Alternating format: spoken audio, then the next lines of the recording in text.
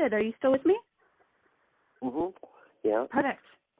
Awesome. It's been a while since I've done this. Okay. So yeah, so far so good. It sounds like we're both in good health, so that's a plus as well. All right. Awesome. So tell me a little bit about what you've been up to recently in terms of Monochrome Set and the upcoming tour in the U.S. Well, we did some festival dates over the summer, and then a couple of straggler dates in the UK. You know, dates that happen a few months after the mighty push to promote our last album. And really, since then, I've been writing, and we worked for the next album and rehearsing a bit. And we kind of start recording that in April next year, so 3 weeks or so after the US tour. So we're kind of mixing in a little bit of, we've got a couple of UK dates coming up as well, but we're mixing in rehearsals for the tour and also for the album. And so we're kind of, you know, once you form a band at any kind of professional level, you're kind of on a constant cycle without any time off, you know, an album every year and a half, and you're just promoting this and that, and it's just constantly on the go, you know. Absolutely.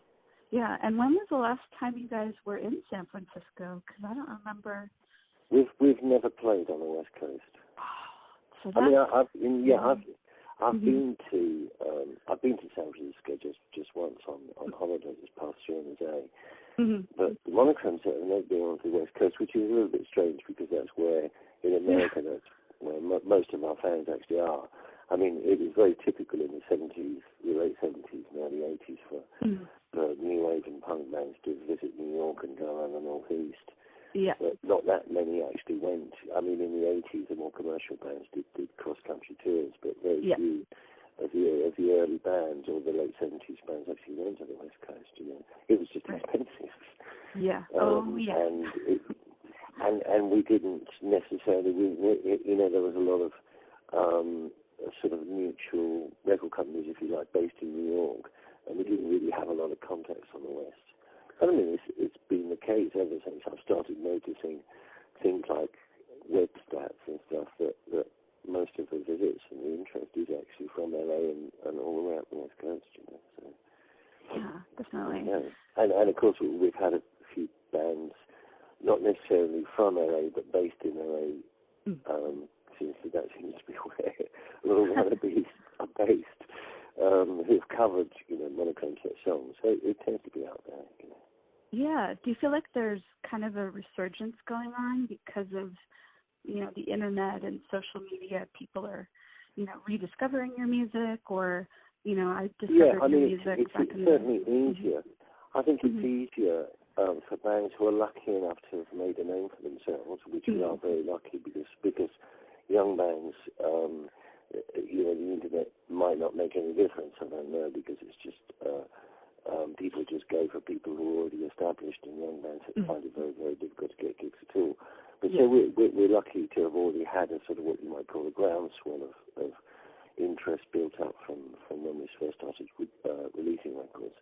And then people make contact, and like once people have had their kids and they kick them out of the house, they want to have fun again, and they just pick up threads that they had when they were in their early 20s, and it's gradually getting easy for us in another way because a lot of our contemporaries are dying, so there's just there's less of us left, you know.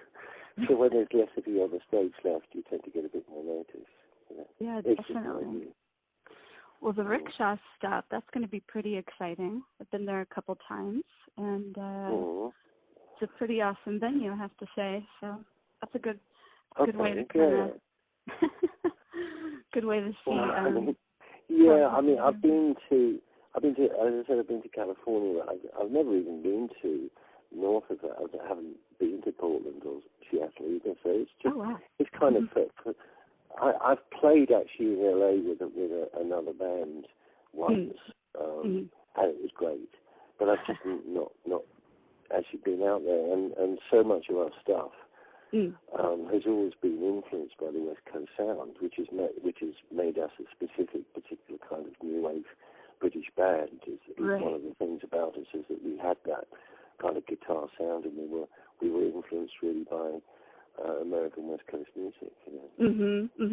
That was my next question. Right. Who would you say? Yeah, it's a hard question to ask, but like, would you say you were influenced by like bands more like the Beach Boys or the Doors? No.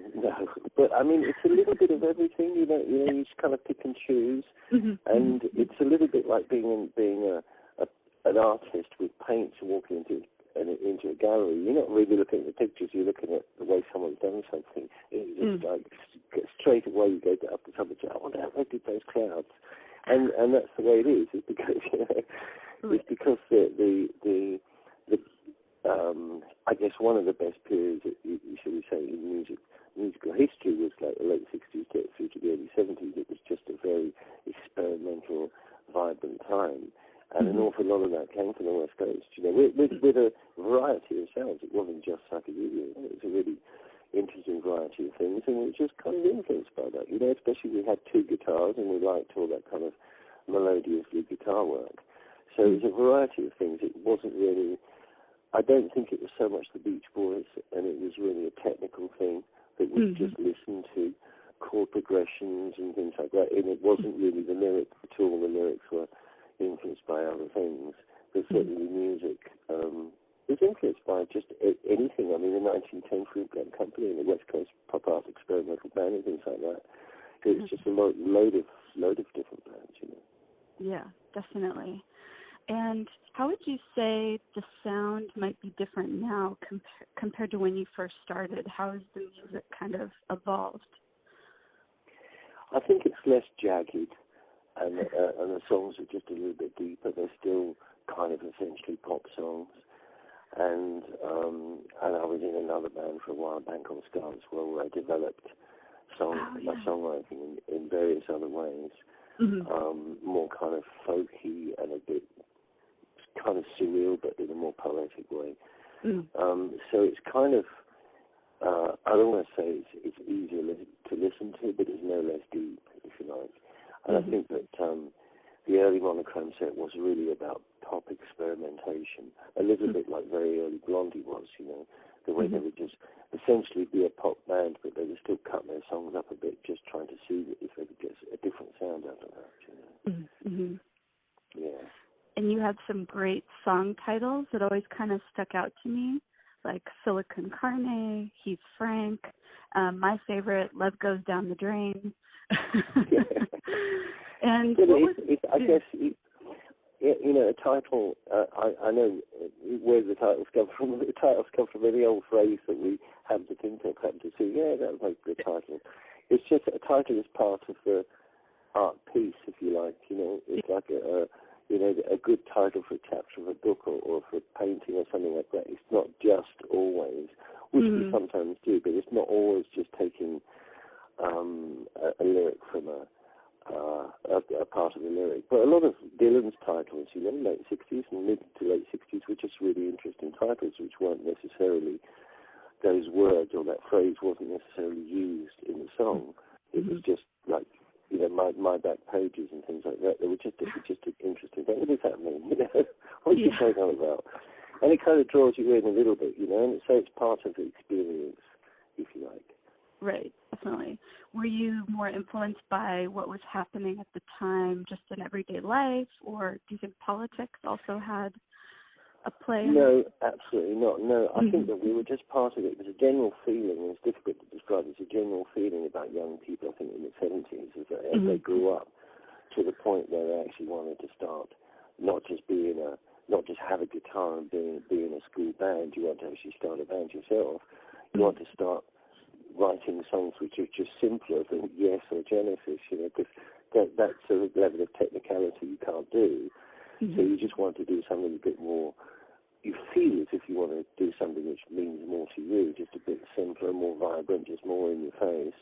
And we weren't listening to punk or new wave at all. We were just totally enclosed in our own little world, and we just happened to be part of that explosion, if you like, of things. I mean, I know it's for objectively it might be difficult to believe what I've just said, But it's the truth. I think that an awful lot of bands weren't really listening to each other. They were just, I mean, obviously some bands were, you know, they were just going out and buying a pair of scissors or whatever and just cutting up their clothes, and suddenly they're a punk band. And I know a few people who did that. But we weren't interested in that at all. We were just completely cut off from everyone else, and we just did our own thing.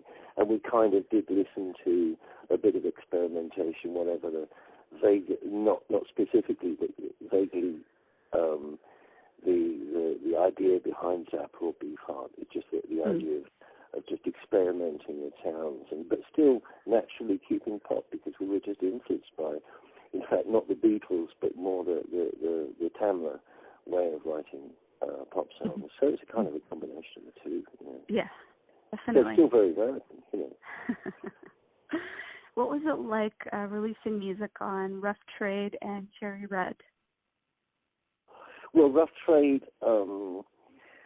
just came and saw us at a gig, and Jeff came up to us and said, "We'd like to send you." We said, "Okay," you know. So we didn't know much about it, but obviously they were the best indie company at the time, and very much the sort of record company that would just give you money and let you do your own thing, and that was just ideal. And that was it. And there came a point where I don't know why we left Rough Trade to go to Dimmies, but anyway, Dimmies were a much more commercial company, but they still let us do our own thing for a while. And when we went back, and then the very early 80s became very, very commercial very quickly. It went from one extreme to the other, and we didn't fit into that other extreme, you know. Although we still, I think us and Susie and the Banshee still had the biggest live audiences in the UK, we were paradoxically without a record company, both of us. So it's kind of that disconnect between the record companies and the public. And we ended up on Cherry Red, and it was great, you know. Cherry Red were kind of like Rough Trade, but happier versions of Rough Trade, and we had a lot of fun with them. And again, they just let us do our own thing, so we had an okay time with them. Yeah.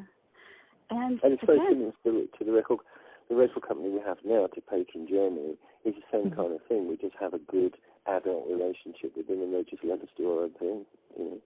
That sounds like the ideal situation. Yeah. And when you're working with labels now, is it pretty much you're recording on your own and then you have them release it for you, kind of more for distribution, or how does that work? Well, no, it's a full record deal, but we just we have money in the bank, so we go ahead and record it, and then they pay us back, you know, when they get the stuff.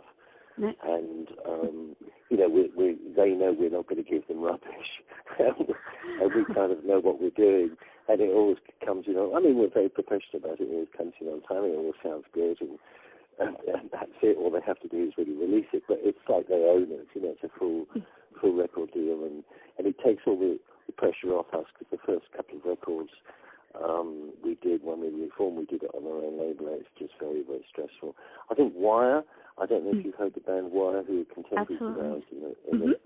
We actually shared the same management as Wire, so I knew them fairly well. But I think that they still carry on with their own label, and I assume it's good for them, but it's for me personally, because I'm the one that has to do most of that kind of stuff, you know. Right. Not booking, but it would just be too much for me, you know. You guys should do a tour together. An old man. What? Yeah, because they come here pretty often, like every couple of years. I saw them like a couple years ago, and they played all new material, which was fine. But I'm like, I wonder if they came back. I wonder what the set list would be like. But anyways, I'm totally. Well, that's one thing that I don't ever want to do, because I think that being on stage is showbiz, you know. And apart from that, you're also. I think it's entertainment, you know. I mean, I'm Johnny Entertainer, really, when it comes to that. I just like to do a variety of stuff, and I don't care if it's really old stuff that I've been playing since 79 or 78 or earlier. I just want to do a range of things from the beginning to the end, where it's possible. You know, I mean, sometimes we don't play so much 90s stuff, because a lot of that 90s stuff had two guitars, and it was a lot of heavy guitar work, and we don't have that anymore. And also those 90s albums are rather difficult to get. So we do less of that, but we do a lot of very old stuff and new stuff, and we do a variety of things, and I just don't think unless you're specifically going to see a show like a John Cale Paris 1919 show where you actually want that, then you want the actual album replicated, and which is what we did in the early part of last year, which we might do in Japan in the autumn of this year to do a 40th anniversary where we played the whole of the first two albums. As close as to, which is quite difficult, but as close as it's possible to be. And I don't really like doing one whole album at this point, because there's also, we pick up fans all the time. There's young people all the time saying this or that, and a lot of young people, might not have the money to buy the album. They've heard an old thing on YouTube. Yeah, I mean, they've heard an old thing on YouTube, and they just want to have fun, and we just play the old stuff as well, because we enjoy it, I think. Absolutely. Are you guys going to have any merch for sale? Yeah. Yes. Okay. So there'll be, apart from the usual stuff on the merch stand, I think we're also getting a US tour T-shirt. Hopefully there'll be some left by the time we get to San Francisco. So, but yeah, I'd imagine, I mean, we'll have like CDs and vinyls and T-shirts and things like that, Sounds good. And if people want to find out more about you guys, is Facebook the best way to find you? Or? Either Facebook or if you just type in the Monochrome Set into Google, we'll come up at the first of 7 billion. I know it's really silly, but it's probably like all there's fashion designers calling it range monochrome, but I don't know. We benefit from it. We come up first, so I don't really care. But I'm actually, that site is, I'm redoing it at the moment because I have to do everything, cook, so that will, but it's up there at the moment. It's not brilliantly mobile friendly, but it will be in about a week's time. But they can go there on their laptops and PCs and whatever, and all the things are listed there. Or they can go on Facebook. There's either a group or a page, and everything's listed there, and you can just view it. You don't have to join. Great. Well, it was a pleasure to speak with you today, and looking forward to the show at the Rickshaw Stop on March 8th. It's coming up in a couple weeks, and looks like you're going to be playing a couple dates here on the West Coast, so people will definitely be checking you out, I'm sure. And I hope you have a great rest of your week. Well, thank you very much. All right. Okay, so see you in 3 weeks. All right. See you soon. Have a good one. All right. Thank you. Bye. Take care. Bye-bye. Bye.